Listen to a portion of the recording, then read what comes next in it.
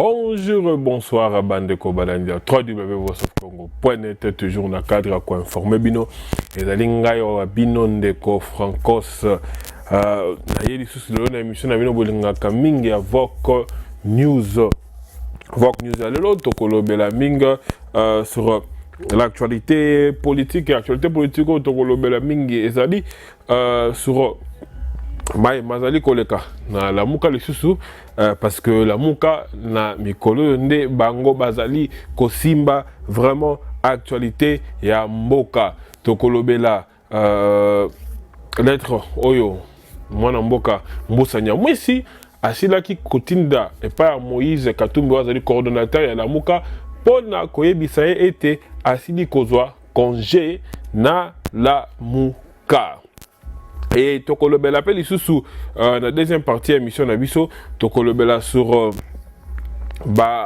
Maye Oyo Mazali Koleka entre Cash na FCC Bosili Koyeba été président Fachi Asila qui qu'on nommé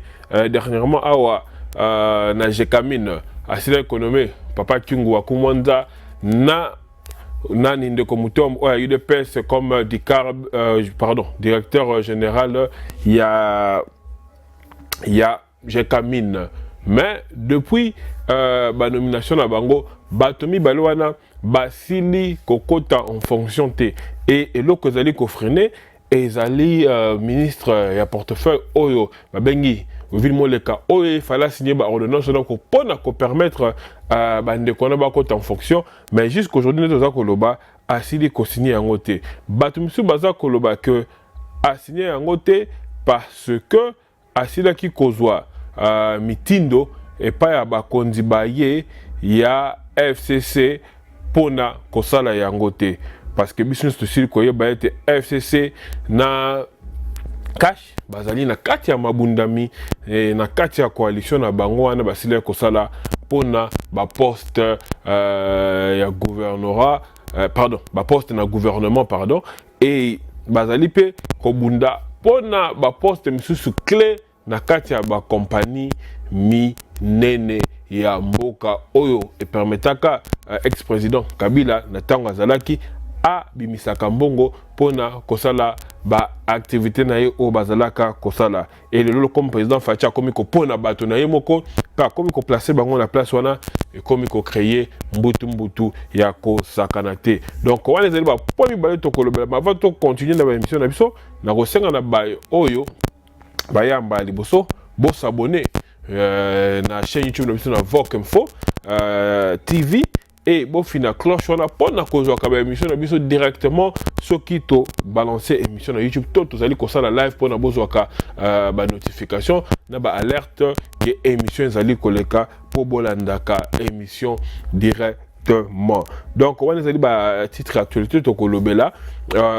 émission que vous allez couper en deux parties. Partie à l'Ibosso, vous allez sur Makamba Mouka et partie à l'Ibosso sur Makamba Cash. Donc, si vous avez l'émission première partie, bon, quand on a chaîne YouTube, vous allez retrouver deuxième partie à émission Oyo. Donc, on a un Sile Koloba,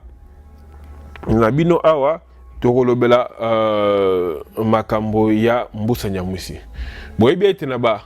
émission na sala qui récemment a na bela makambola muka na epsaki bino que na rappela ka bino que mwana mboka Mbusa Nyamwisi ye depuis même tango bazalaki na la muka ye azalaki na ye toujours na contact na président Fachi pe andaki ko reconnaître ye comme autorité ya mboka pe po na ye azalaki kozala la muka et la kiste que aza ennemi ya Fachi donc azalaka bon et batum susu to basile ko loba ba information sur na zo qui selon laquelle que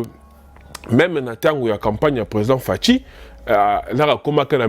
mikakatano ya ba moyen ya ba avion pona ko konyo sa campagne ba sur côté est kuna mutu ayaki na aide na bango zalaki mwana mboka Mbusa Nyamwisi ye mutu achaka ba moyen pona ko permettre bango bazo avion mususu pona campagne na bango et continuer. Ya ngana mbomuni même là mona mboka Fachi a komaka kuna na mboka ya est kuna na mboka Mbusa Nyamwisi akenda quand même tina tombe ya frère ya Mbusa Nyamwisi. Wana zaka pona ko la sabino que malgré que bazalaki na kati ya lamuka Mbusa Nyamwisi ye atikalaka koma ennemi ya Faci te to atikalaka kokoma na kanda o peut-être ba leader mususu ba ya lamuka baza nango contre Faci te donc atikaka ba relation na bango kaka bon même na Bruxelles la dernière réunion na bango la rabimaka na pesa toujours exemple na zakana ndeko mona mboka Fabien ya télé tchangwa tuna kaye mambo ba relation na bango et à cela kolo bango clairement que ye asa toujours en contact avec Faci et boyebiete asile kozonga Kinshasa dernièrement awa à Zongaki, à participer même dans Matanga, Papa Etienne, et depuis wana na activité à la Mouka, tous les communes est vraiment monté. Et dernièrement, à rumeur est belle bima qui est circulé sur internet que à Komaki, malheureusement que c'est un peu dur contre Martin Fayulu, peut à comme ça qui fait na 4 mais hier mon gars qui ko ça l'annonce pour na ko dénoncer malobana koloba été maloba ne bima ki na internet ezalaki maloba na yete donc moi na mboka Mbusa Nyamwisi soki to le but Hollande bien beaucoup monde a déjà depuis dernière réunion d'abord à Bruxelles moi attente wana na moi na mboka mafa ezalaki vraiment le sous-souté et article moko o ezalaki je pense bande qu'on a biso ya politico bakomaki bakomaka article moko titre langue de la rupture entre Martin Fayulu et Mbusa Nyamwisi les dédales d'une inimitié l'entente donc na kati article wana balobaki que soki tolandi déclaration lobaki pe likamwa déclaration à la moke sala ki dernièrement après la annoncer ba activité na ba marche mo ko ya bon on a que comme Mbusa Nyamwisi déjà zala quitté donc on a que Martin Fayulu tanga ki balidar mais sous mais Mbusa Nyamwisi comme zala quitté et politico ba mituna ki est-ce que zala ki omission volontaire to zala ki tacité ba ki ko loba que ba relation entre Mbusa Nyamwisi na Martin Fayulu eza vraiment le sous bien té et balobi Mbusa Nyamwisi a ko reprocher na Martin Fayulu intransigeance na ye sur makambo ya vérité des urnes et Martin Fayulu pas a ko reprocher Mbusa Nyamwisi rapprochement na ye na Faci donc pour Mbusa Nyamwisi Martin Fayulu na ko même na makambo vérité des urnes wana pour na ye ko marcher té donc pour na ye lingaki plutôt politique moko réel que Nengezana makambo se salami Faci aza mokonzi donc to luka moyen moko to travailler na ye mais Martin Fayulu côté aza ko insister na makambo ya vérité des zones au Mbusa Nyamwisi aza au monde ngeza na réalité mon côté eza na pragmatisme tendeng Moïse Katumbi à Lobaka et Bolanda Bel Mbusa Nyamwisi annonce ka retour na ye na Kinshasa climat entre Baromi Balé et Zalaki vraiment les sous bien parce que Mbusa Nyamwisi a reconnaît que Kozong allait à Kinshasa et ça sous impulsion donc nous te permettre yango ezali Faci et Mbusa Nyamwisi boye bien ta kutanaka na Afrique du Sud n'a dernièrement na président Faci place président Faci azalaki kofanda avant cérémonie à prestation de serment à président sud-africain bakutanaka pona kobongisa retourner après 7 ans il y a exil libanda et na kozonga Mbusa Nyamwisi na kati ya mboka Congo batikala koyamba na ni délégation ya G7 ni ya MLC ni ya SID donc même Martin Fayulu mon père atikala pe koyamba ye te et bande ko na biso politiko ba mituna ki babi pona nini indifférence yo contre Mbusa Nyamwisi. Indifférence, on a pourquoi. Bango Alobi, il faut dire que Mbusa Nyamwisi n'a jamais été opposé personnellement à Félix Tshisekedi, avec qui il a gardé de très bons contacts. Les deux compères ont collaboré à maintes reprises, notamment lorsque Félix Antoine Tshisekedi n'était pas encore président de la République. C'est d'ailleurs lui qui l'a mis en contact avec Yoweri Museveni, alors que Félix Tshisekedi était encore un simple prétendant à la présidence de la République. Donc, ceux qui bolandi balobi que Mbusa Nyamwisi a tikala jamais kozala opposé na Faci na essayer ko expliquer bino awa et garder un bon contact. C'est ce que je expliquer. Et d'ailleurs, Mboussa Nyamwisi n'a chaka président Fachi. Vous voyez que série à l'air opposition sur ça la marche na Kinshasa pour na côté les mais là benga ngobani ba loi obanda ko luka ko passer na nini na parlement pas tu ya PPRD na tango na FCC Salamité. Fachi a que voyager mingi. Vous voyez que série mo pas voyager à Kendaka vers Ouganda, Kendaka na mamba Union africaine, on a bengi sakaye, ou bah tu veux critiquer la première bazar va marcher. Moutaza kopé c'est ba contact mais surtout contact ya nani ya Museveni. Il va expliquer un article ezalaki Mboussa Nyamwisi. Parce que Mboussa Nyamwisi il déjà na baton wana azalaki na exil kuna na Uganda. Donc il muta facilitaki Fachi nini wana comment dire contact wana na Museveni. Et Balobi, pendant la campagne électorale des élections de 2018, il est intervenu personnellement pour que Yuri Museveni délivre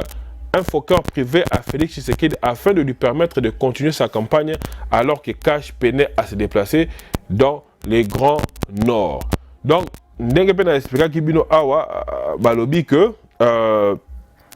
Mboussa Nyamwisi a intervenu qui Yemoko. Nena expliqué pour mon avion la Fachaka ngamba ki muta intervenir que Zaki Mboussa a intervenir pour Yuri Museveni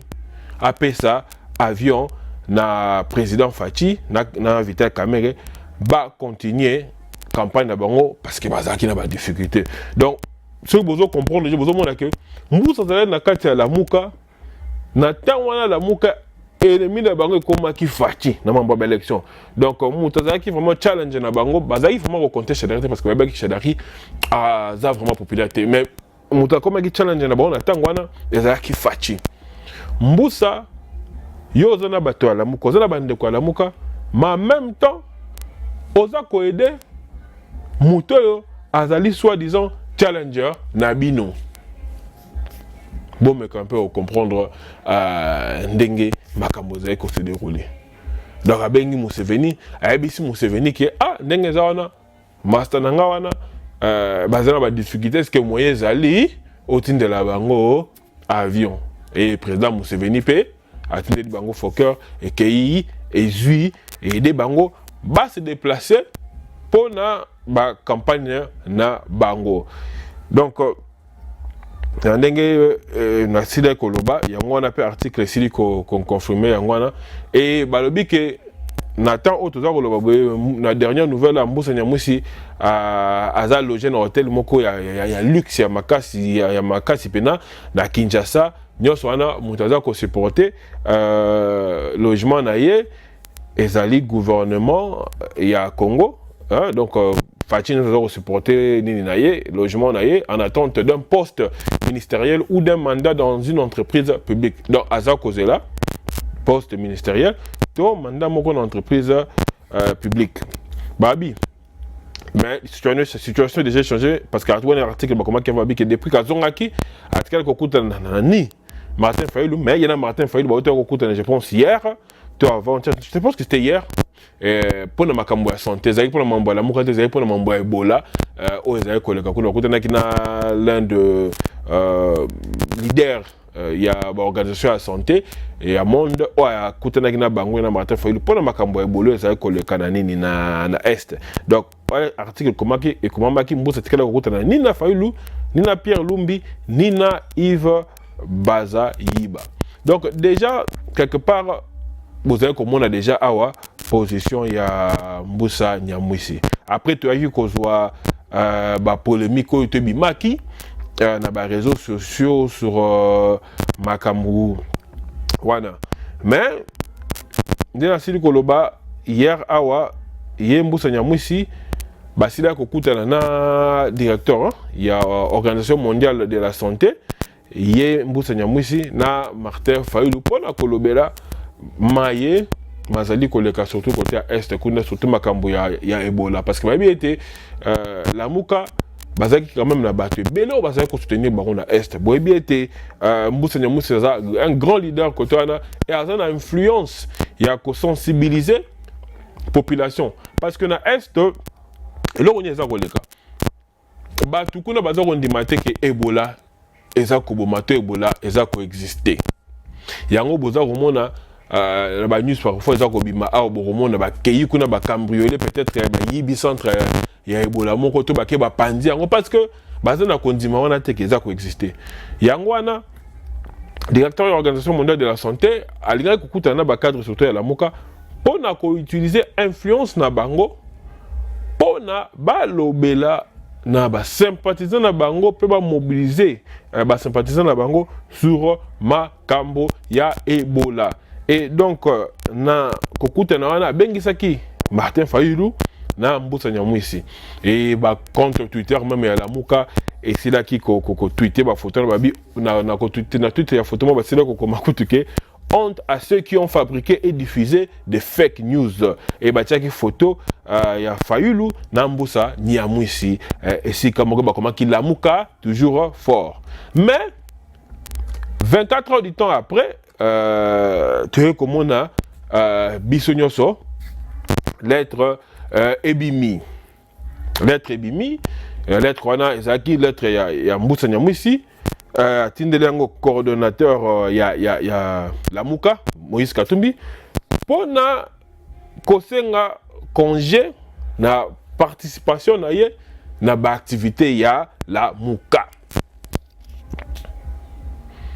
mais balobi avant tinda lettre wana asila déjà kosola na mwana mboka Martin Fayulu je pense ba kutanaki après tant de je pense que après ce qui combien de mois depuis ba kutana dernièrement à Bruxelles là ba kutanaki wana na place ba kena kutana mutu ya nini leader ya makambo ya mambo santé wana asila kosola mwana mboka Martin Fayulu pour ko informer ye makambo ya congé oyaza kozwa na makambu oyo matali ba activité ya lamuka na lettre wana sile koloba boy alobi one lettre comme la Moïse Katumbi pardon parce que à cela déjà mon mboka Martin Fayulu après continue la lettre pas Moïse Katumbi la lettre sile koloba boy je vous écris la présente pour vous rappeler que lors de nos 2 dernières rencontres organisées en Belgique du 21 au 23 mars ainsi que le 27 avril de l'année en cours j'avais informé les membres du présidium de la MOUCA qui me lisent en copie que j'étais en concertation avec le président de la République Félix Antoine Tshisekedi sur la possibilité d'apporter ma contribution à la lutte contre l'épidémie à virus Ebola et à l'insécurité qui sévissent à l'est de notre pays, notamment à Beni, Butembo et dans l'Uturi. Donc, à l'objet que akomeli bango lettre na Moïse Katumbi na to mususu Martin Fayulu na leader mususu wana que na dernière rencontre na bango l'air bakutana ki na Belgique le 21 mars au 23 mars pe le 27 avril qu'informa ki bango déjà membre du présidium que yé azaki en concertation dans azali déjà kosolana fati pour na kota là comment est-ce que yé comme ma contribution na yé sur bitumba contre Ebola, c'est aussi le Koloba, peu contre insécurité où ils allaient Kosimba, Beni Butembo, na Uturi. Est-ce que vous comprenez? Donc, l'air bazar qui déjà à Bruxelles, on a l'air bazar Kobima, bazar Kosala la déclaration, bazar Koloba Keba Kozala Uni, Moutumorota ko quitter la Mouka, boye. Hier déjà, signalé qui déjà bande konaye. Ki ngande na zabwe ana obeta match ya kati na fachi pona ko edeye to silisa bitumba Ebola pe insécurité ezana est bozomona donc là na zaro loba ke na kati ya lamuka hypocrisie za makasi quand on bossé le comment on Martin Fayulu ba l'interview à Wanganaki après journaliste a corrigé Likolo na rédactrice en chef il y a journal peut ba corriger Martin Fayulu hypocrisie et ça na 4 bazo bisa biso na biso peuple na média maloba misusu mais na 4 na bango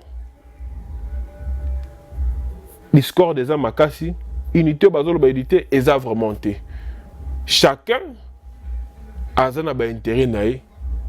azana nzela na za kolanda yote bisa bino bochaka espoir mingi pas politicien te bolinga koyoka te. Mais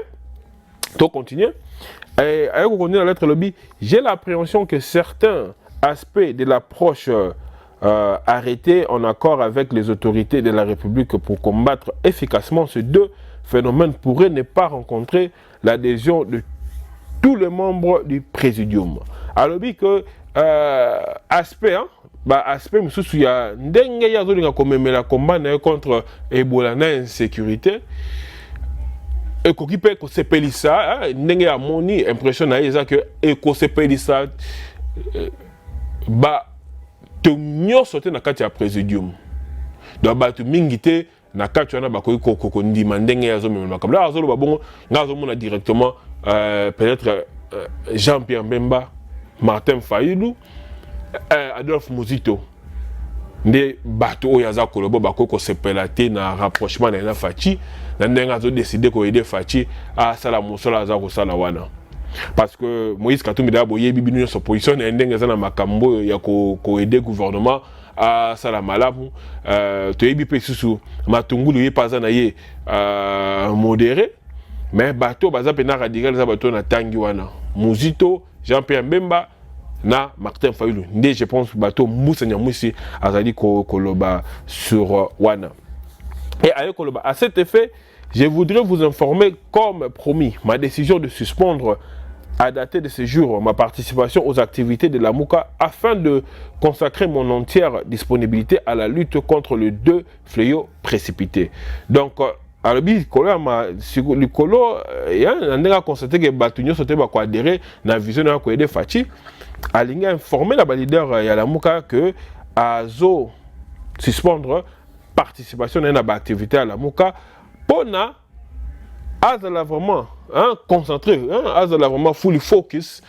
netro barana anglais awa na makambo ba biloko mibale oye alingi abundela. Abina Souka Sisabi, je vous remercie d'agréer mes sentiments de total dévouement pour le Congo et d'accepter, monsieur le coordonnateur et chers frères, mes chaleureuses salutations patriotiques et fraternelles. Signé Anti-Pass Moussa Nyamwisi. Donc, à l'objet, à Sengina Bango,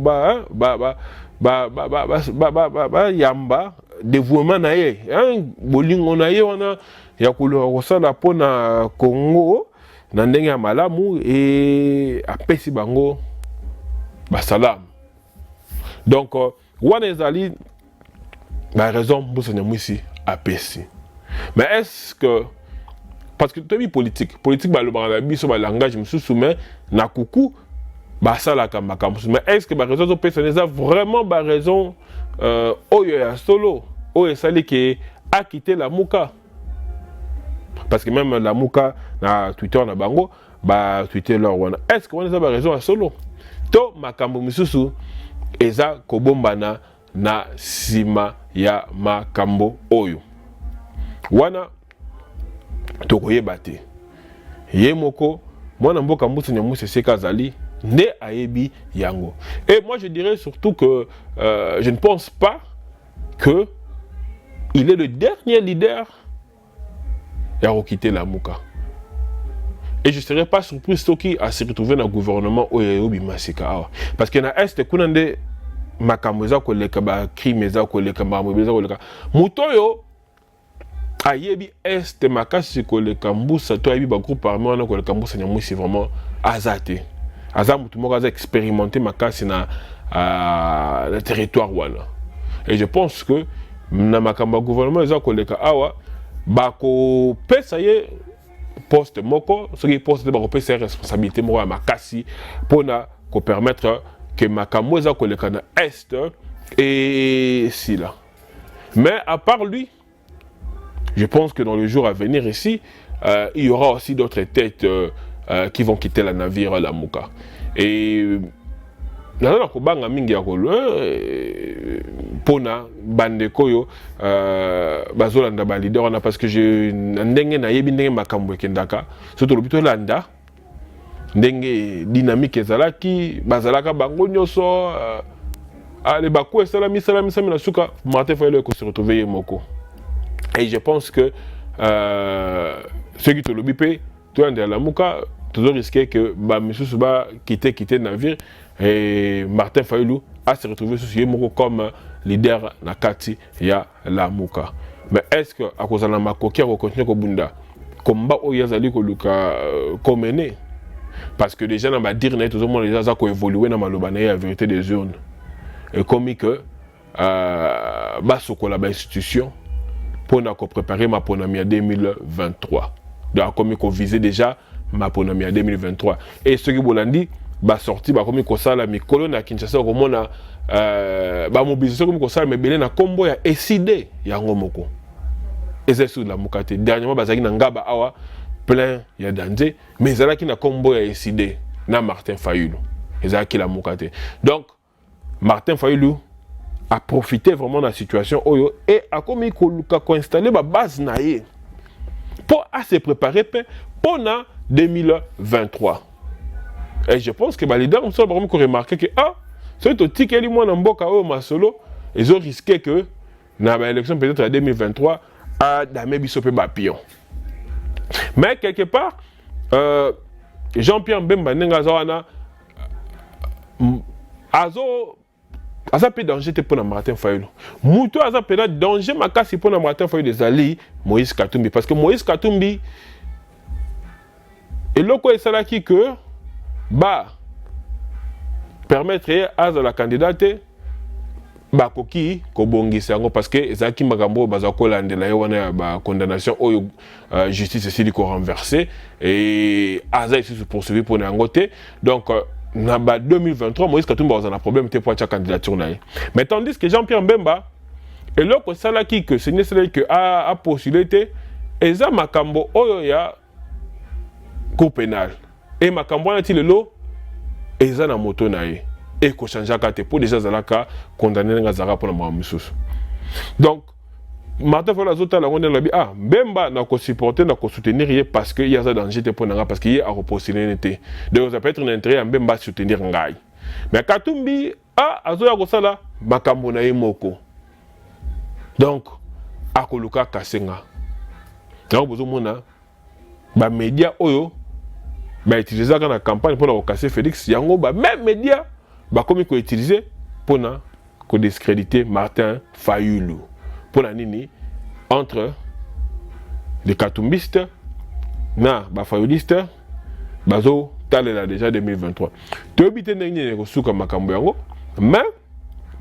to kotala pe to kozonga awa to discuter na bino donc to sili kozonga après to kozonga pour la deuxième partie na biso to kutela bino mbala sima la deuxième partie. Bozonga, la chaîne YouTube, c'est pour nous retrouver. Bye bye.